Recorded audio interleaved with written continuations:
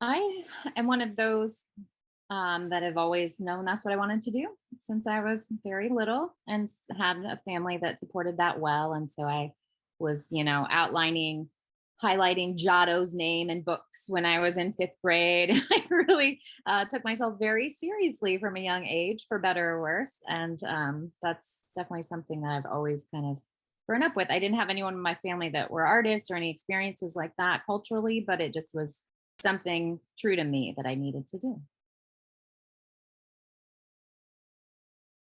My mom was an educator, so she was really good about helping me with the steps to kind of understand what my options were, but also very encouraging. And so I went to school in undergrad. I chose a school that had a really good art, kind of robust arts program, but was a small liberal arts school to where I felt like I wouldn't be kind of swallowed up. I wasn't used to that.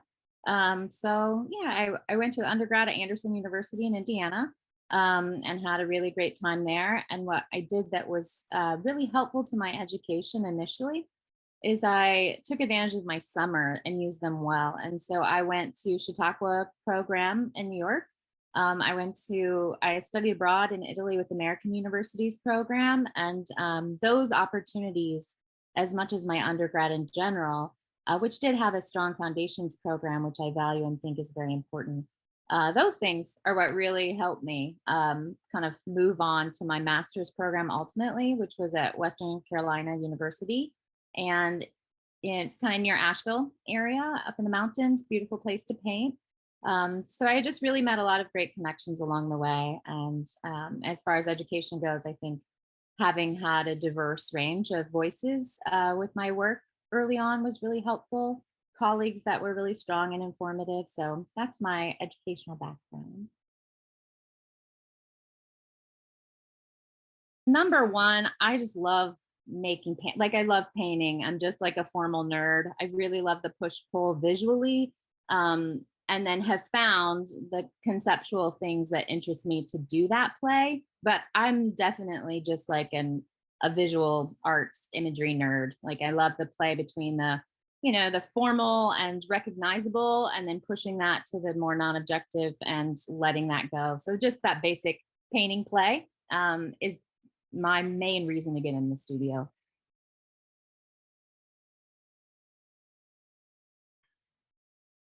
I think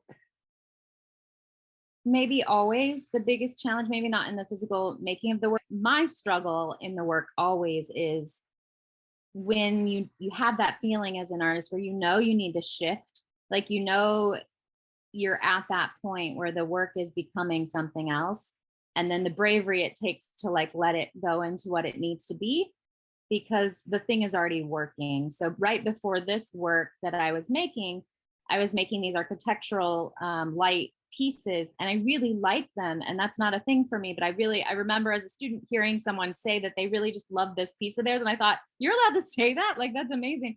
So it's okay to say like I felt good about them. I thought they were beautiful and strong, and I loved seeing a show that I had of all of them around me. But I also had this sense of like we're done. Like, I think that's all I have for this for now. And it's a very stressful feeling to let that happen because I know I could keep making those. Like they're successful and I could keep doing that. And I could just keep making new images of them or remake one in this color, like, but that's not a healthy way to keep your work moving forward. I went to residency in May um, a year ago. And I called it the residency of no judgment, where a friend and I were just going to make stuff and don't ask questions, like whatever it is, like don't judge yourself, which is very hard to do. And I just made this new work, which we can talk about what that's about later. But I think that is the hardest part is that moment of trusting that you will find the next thing and just working through it, through the uncomfortable bad drawings and things you have to get done to make that shift. So each phase along the way, that's the hardest part.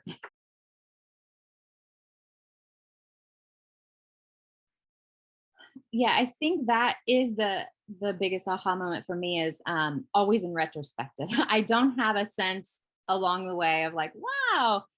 Sometimes when a work is finished, I'm like, wow, that turned out like this is a really beautiful thing. Where did that idea come from? Or I really like this. Sometimes I can see that.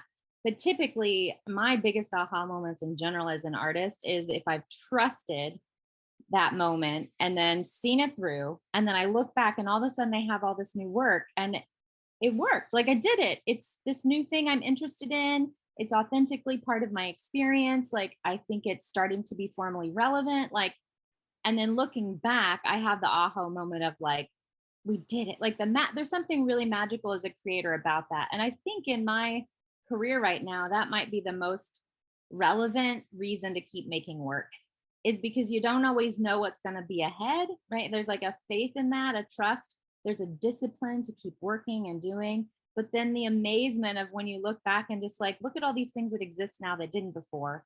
Look at how they need it. Like I didn't know what they were going to be, but now that they're here, like, and I put in the time, it's an amazing thing to have done, even if it's just that as a maker. So that is the biggest aha and always has been to me is like, wow, I never knew where that was going to go. And I like where it went.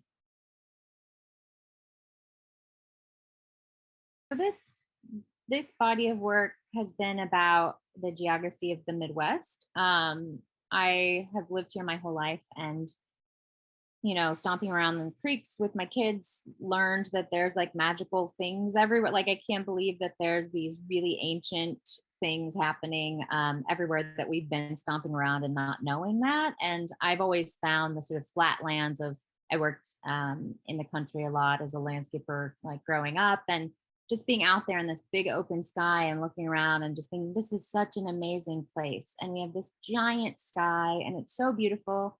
And then growing up here and hearing so many people have this like kind of negative opinion of our big flat land, like, oh, we have nothing here, it's just flat, which is a totally fair opinion. But I've always felt really like I love the openness of this place. And then to learn much later in my life that the openness was a consequence of a really specific geological event or geographical event, I think is really interesting. And so just seeing that actually because a glacier scraped across this land, that's why it's flat. But as a consequence, we also can see these really amazing fossils that you can't see in other places that are more like interesting, whatever that means, that have a more dramatic image to look at. And then also with my kids sort of realizing that when we're walking around with other people, they have no idea like what they are. So I'm like looking for things all the time and people are like, what are you doing?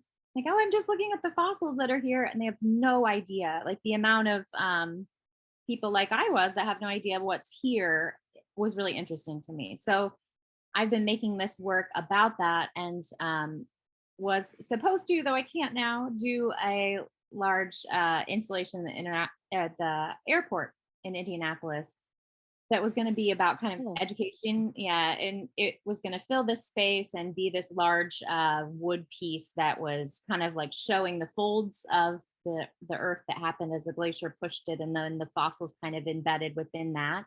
And then there would be a code in which you could kind of scan it and learn more about the fossils, what's going on. So I'm interested in this, sort of pushed me into sort of an interest in public arts, which has never been a thing for me that I've been interested in. But I think the work itself needs an audience to like, it feels really important to me that other people understand, or like I'm just communicating with others about it.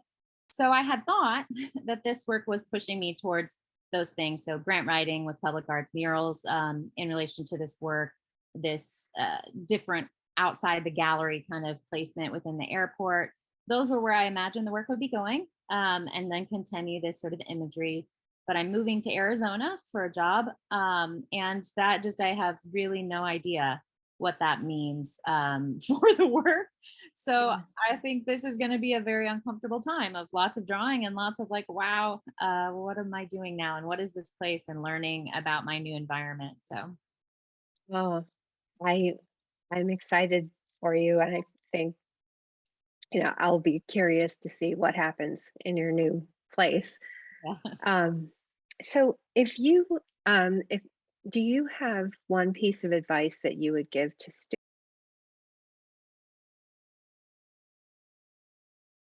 I mentioned before, like you have to figure out your way of making things. And with students, it's so frustrating because a lot of times their idea or or what they think they can make is far superior to their actual ability to do that at the time. Yeah. And it's extremely frustrating and it's upsetting, and yet at the time you actually have to have your work be kind of like critiqued by other people, even though you know it's not what's in your head.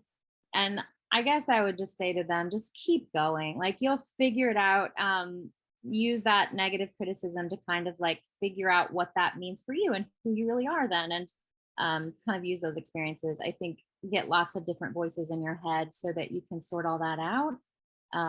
But then because I can't imagine as a student having like stood in some of the solo shows I've had over the last 6 years and just being like, I can't believe this is what I'm making. Like I'm so proud of me, like because I love the work, but also, and not that I was bad before, but because I kept going through it and I found it and I'm still going. And I think it's a long, long process. So you just can't be, you got to be patient with yourself and just keep going and get lots of helpful people in your world that will kind of push you to keep going and not judge so harshly.